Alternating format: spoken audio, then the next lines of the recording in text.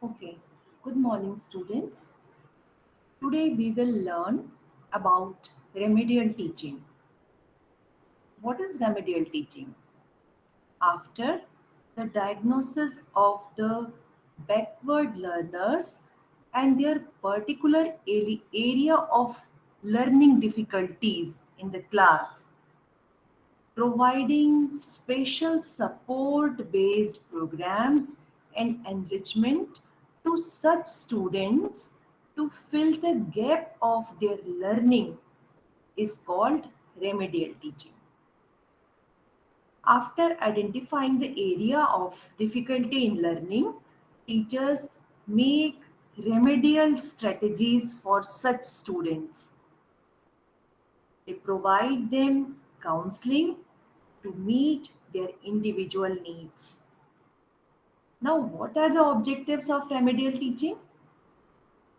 The objectives of remedial teaching is to help learners who lag in school achievement by adapting proper or needful teaching strategies, by also providing them individualized learning program, giving them proper attention, solving the problem of students and training them in some soft skills as well as other skills too, like communication skill, interpersonal relationship skills, time management, self management, independent learning, critical thinking, creativity, lifelong learning, etc. The teacher should also train the students to help them having positive attitudes because such students develop inferiority complex. Teacher have also support them inculcating values among themselves, also provide them remedial support so that they can remove their barriers and master themselves in school subjects. Teacher have to strengthen them with confidence. So we have learned that what is remedial teaching.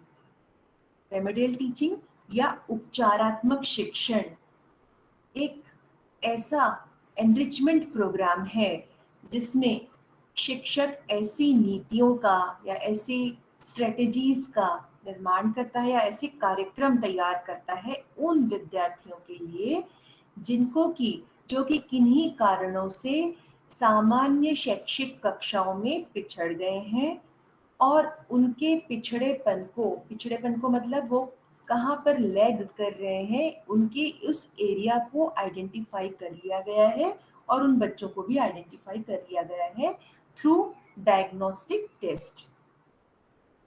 फिर ऐसे बच्चों के लिए क्या ज़रूरी होता है, क्योंकि वो अपना कॉन्फिडेंस खो चुके होते हैं, क्योंकि वो बच्चे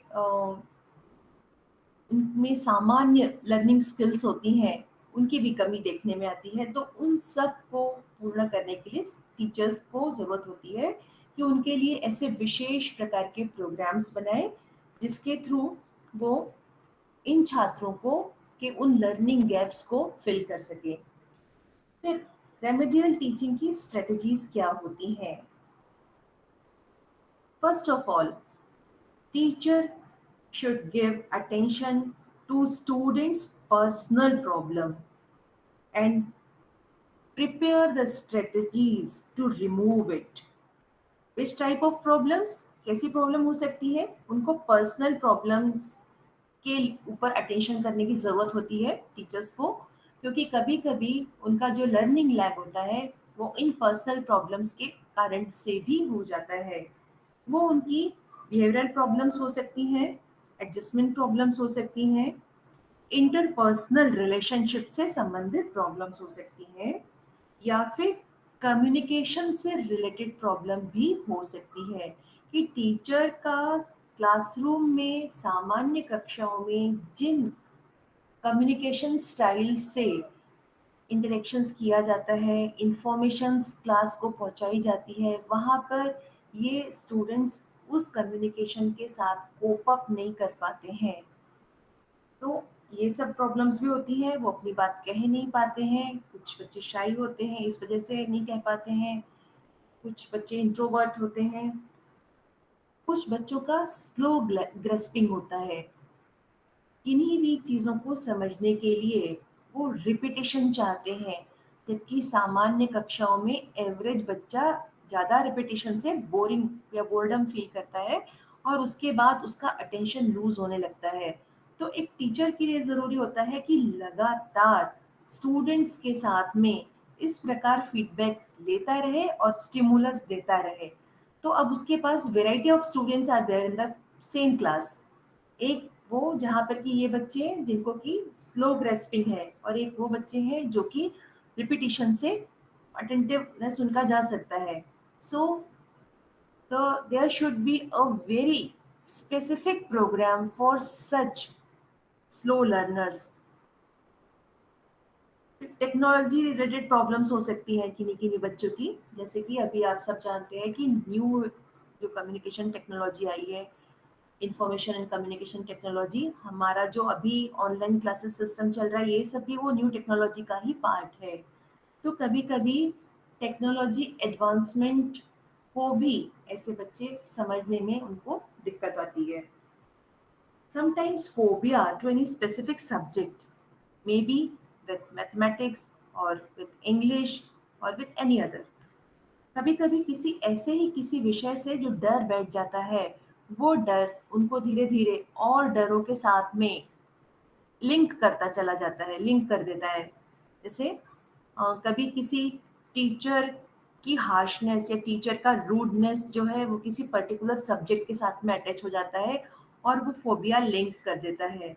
और वो फोबिया पहले उस टीचर के प्रति डर, उसके बाद फिर उस सब्जेक्ट के प्रति जो टीचर पढ़ाता है वो डर, और उसके बाद धीरे धीरे स्कूल के प्रति ही डर घर में बैठ जाता है और बच्चा किसी भी प्रकार की टीचिंग से लैग करने लगता है, दूर होने लगता है, पढ़ना नहीं चाहता फिर।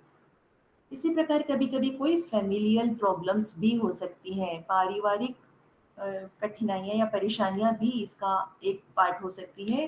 पारिवारिक जो प्रॉब्लम्स हैं उसमें कई प्रकार की चीज़ें हो सकती हैं, इकोनॉमिक इश्यूज हो सकते हैं, सोशल इश्यूज हो सकते हैं, या फिर पेरेंटल इश्यूज हो सकते हैं। एनी टाइप ऑफ प्रॉब्लम में be occur. Then, which type of strategies should be provided to students? Teacher should provide positive reinforcement to such students. ऐसे स्टूडेंट्स को नेगेटिव रेनफोर्समेंट बहुत नुकसान पहुंचाते हैं, वो उनके फोबिया का एक और कारण बन जाते हैं। तो इसके लिए ज़रूरी है जहाँ उनको पॉजिटिव रेनफोर्समेंट दिया जाए, जैसे रिवॉर्ड देना, प्रशंसा करना, उनके कॉन्फिडेंस को बूस्ट करना, जहाँ पर भी अच्छा काम करते हैं, थोड़ा भी अच्छा काम करते हैं तो आप उनकी प्रशंसा करिए। ग्रुप में अच्छा काम करते हैं, ग्रुप में अगर 10 लोगों का ग्रुप है, 10 लोगों में 5 बेस्ट परफॉर्मर हैं, लेकिन जो स्लो परफॉर्मर है उसने भी कुछ अच्छा किया है पहले से, तो भी उसकी प्रशंसा करना भी बहुत ज़रूरी है, क्योंकि उसको उसका जब तक हम उसका कॉन्फिडेंस बूस्ट नहीं करेंगे तब तक वो आगे आने में डरेगा। फिर कभी कभी ऐसे बच्चों के जो मिसबिहेवियर्स या मिस्टेक्स होते हैं उनको ओवरलुक करना भी एक प्रकार का पॉजिटिव रेनफोर्समेंट देना होता है, कि उनकी गलतियों को नज़रअंदाज कर देना, समझ रहे हैं कि वहाँ गलती कर रहे हैं लेकिन थोड़ा थोड़ा नज़रअंदाज करना, और कैसे वो सही व्यवहार करें उसके लिए उनको प्रेरित करते हुए और उनके हर सही व्यवहार को प्रशंसा करना। इस प्रकार से करके हम कोशिश कर सकते हैं उनको कॉन्फिडेंस लेवल उनका बढ़ाने की। Providing guidance and counselling to them with follow up plans also.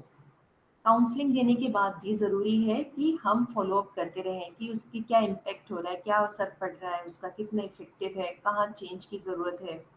और साथ ही साथ इसमें कांटेक्ट में रहना चाहिए, उसके जो पीयर ग्रुप हैं उनके साथ कांटेक्ट में रहना चाहिए, उनके पेरेंट्स या गार्जियंस जो हैं उनके साथ में कांटेक्ट ज़रूर बनाए रखना चाहिए, जब हम काउंसलिंग दें उस दौरान। उसके साथ ही साथ जो भी दूसरे सब्जेक्ट टीचर्स हैं या फिजिकल एजुकेशन का टीचर है या उनका जो मेडिकल टीम है जो किसी प्रकार का मेडिकल असिस्ट कर रही है या मेडिकल एड प्रोवाइड कर रही है, या अगर वो हॉस्टलर्स हैं तो वार्डन हैं उनके साथ में कांटेक्ट होना चाहिए। अगर लेबोरेटरीज हैं स्कूल में तो जो लैब असिस्टेंट्स हैं जहाँ पर कि वो ऐसे बच्चों के का बिहेवियर ऑब्जर्व करते हैं, तो उनके साथ में हमेशा ही कांटेक्ट रहना चाहिए काउंसलिंग करने के लिए। इन सब लोगों से एक इन संबंध में बात ज़रूर करनी चाहिए। फिर अगर वहाँ पे स्कूल में लाइब्रेरी हो तो लाइब्रेरियंस जो हैं उनसे बात करनी चाहिए, ताकि ऐसे बच्चों के व्यवहारों का ऑब्जर्वेशन ठीक से हो सके, उनके संबंध में सटीक सूचनाएं प्राप्त हो सके और उनके लिए रेमेडियल प्लान्स जो भी बनाए वो एप्रोप्रिएट हों। फिर उसके बाद पीयर सपोर्ट प्रोग्राम्स भी हम तैयार कर सकते हैं। पीयर सपोर्ट प्रोग्राम्स में ऐसे असाइनमेंट्स दिए जा सकते हैं, ऐसे प्रोजेक्ट्स दिए जा सकते हैं, डिस्कशंस को हम ऑर्गेनाइज कर सकते हैं, छोटे छोटे सेमिनार्स या इस टाइप से कोई भी एजुकेशनल प्रोग्राम्स ऐसे प्लान कर सकते हैं जिसमें कि ऐसे स्टूडेंट्स के जो पीयर्स हैं उनके द्वारा उनको मोटिवेशन मिले, रिइंफोर्समेंट मिले और उनके सपोर्ट से इस प्रकार वो बच्चे आगे आ पाए। फिर इनके लिए डाइवर्सिफाइड असेसमेंट स्कीम होनी चाहिए। जो जनरल असेसमेंट स्कीम है उस स्कीम के अंतर्गत ऐसे बच्चों का असेसमेंट करना नहीं ठीक रहेगा। इनके असेसमेंट के लिए दो प्रकार के प्रोग्राम्स हम कर सकते हैं। या तो इनके लिए हम वर्टिकल स्कीम चला सकते हैं। वर्टिकल स्कीम मतलब जब हम और बच्चों को जितने क्वेश्चंस देते हैं उन क्वेश्चंस का जो डिफ़िकल्टी लेवल होता है तो ऐसे बच्चों के लिए उनका डिफ़िकल्टी लेवल कम कर दें। और या तो हॉरिजॉन्टल स्कीम्स चला सकते हैं। हॉरिजॉन्टल स्कीम के अंतर्गत में हम क्या करते हैं कि प्रश्नों की संख्या ऐसे बच्चों के लिए कम कर देते हैं। ये दोनों ही प्रकार के स्कीम्स हम असेसमेंट के दौरान भी कर सकते हैं और साथ ही साथ हम इनके लिए जब भी क्लास वर्क असाइन करें, होमवर्क असाइन करें, उस प्रकार के कोई भी टास्क असाइन करें तब भी हम इन प्रकार की स्कीम्स का ध्यान रख सकते हैं।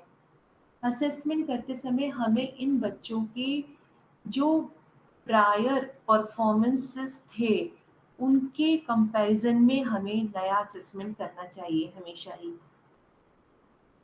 फिर स्पेशल काउंसलिंग उनके पेरेंट्स के साथ में होनी चाहिए, क्योंकि ऐसे बच्चों का अगर स्कूल में जितना टाइम होता है उससे ज़्यादा टाइम वो घर में भी व्यतीत करते हैं।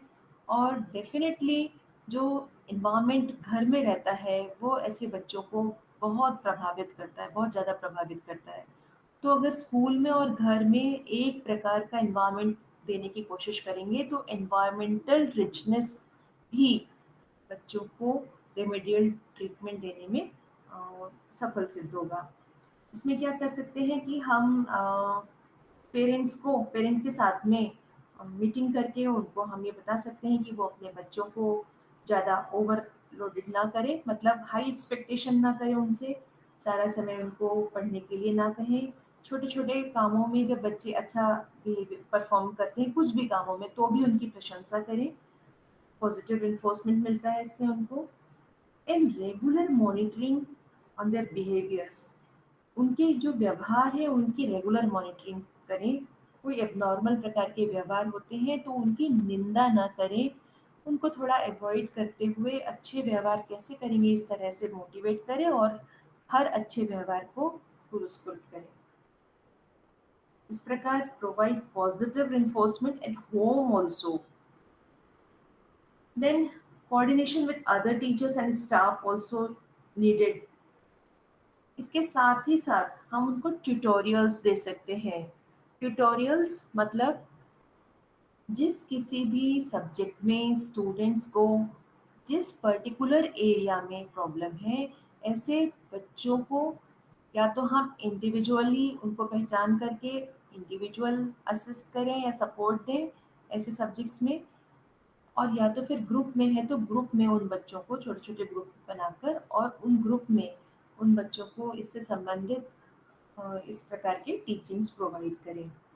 फिर मास्टरी लर्निंग के द्वारा भी उनको पर्टिकुलर सब्जेक्ट में, जहाँ पर उनको किसी सब्जेक्ट में समझने में कठिनाई है, उसकी मास्टरी कराने के लिए प्रयास कर सकते हैं। इसके अलावा कंप्यूटर असिस्टेड लर्निंग जो होती है, उसके भी ऐसे प्रोग्राम्स हो सकते हैं जिसमें कंप्यूटर असिस्ट करता है, इससे भी सीखना उनका हो सकता है। पीयर ग्रुप लर्निंग भी एक अच्छा प्रोग्राम है जिसके द्वारा हम रेमेडियल ट्रीटमेंट दे सकते हैं। इसके अलावा प्रोग्राम इंस्ट्रक्शंस जो होते हैं, उनके द्वारा भी रेमेडियल टीचिंग दी जा सकती है।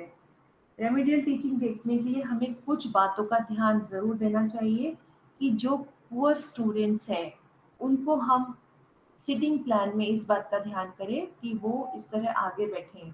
अगर किसी को फिजिकल प्रॉब्लम्स की वजह से सीखने में बैरियर है या लर्निंग गैप है, फिजिकल बैरियर अगर लर्निंग गैप का कारण है, तो उनको दूर करने की कोशिश करनी चाहिए।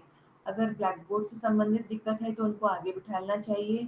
कुछ बच्चों को उनके पर्सनल उनको पास बुलाकर उनकी कॉपी में वो वर्क समझाना चाहिए।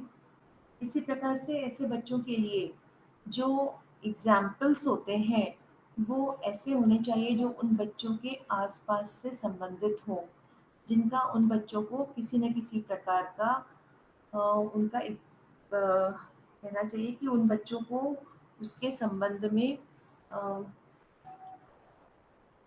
समझ हो, उसकी उन्होंने वो चीज़ देखी हो, जो भी उनका करिकुलम हो वो उनके लिए उपयोगी होना चाहिए। इसके अलावा जो भी स्टूडेंट्स जिस भी प्रकार की पर्टिकुलर मिस्टेक्स करते हैं, उन मिस्टेक्स को पहचान कर उन मिस्टेक्स को कैसे दूर किया जाए, इसके लिए विभिन्न प्रकार के ऑडियो विजुअल एड्स का भी यूज़ करना चाहिए ताकि वो समझ सकें। और उनके लिए जो भी इंस्ट्रक्शंस हो वो very clear, that should be very clear, ताकि वो समझ सकें, उन इंस्ट्रक्शंस को समझ सकें, क्योंकि ऐसा देखा गया है कि ऐसे छात्रों में इंस्ट्रक्शंस को समझने में थोड़ा देर से समझते हैं या नहीं समझ पाते हैं। जहाँ ज़रूरत हो वहाँ पर उनको व्यक्तिगत रूप से परामर्श देना चाहिए। और ऐसे बच्चों के लिए स्पेशली ऑब्जर्वेशंस होने चाहिए, उनके कामों के ऑब्जर्वेशंस निरंतर होने चाहिए, फॉलो अप लेना चाहिए। और ऐसे बच्चों के जो भी क्यूमुलेटिव रिकॉर्ड्स हैं, उनका विशेष रूप से एनालिसिस करना चाहिए, तभी वो बच्चे उन चीज़ों को समझ सकेंगे। इसके अलावा एक टीचर के लिए ज़रूरी है कि वो स्टूडेंट्स के जो पर्सनलाइज्ड प्रॉब्लम्स हैं उनको भी ज़रूर दूर करे, और टीचिंग का फॉलो अप या टीचिंग का फीडबैक ज़रूर लेता रहे, क्योंकि जो सामान्य कक्षाएं होती हैं उन कक्षाओं में ऐसे बच्चे एडजस्ट नहीं हो पाते।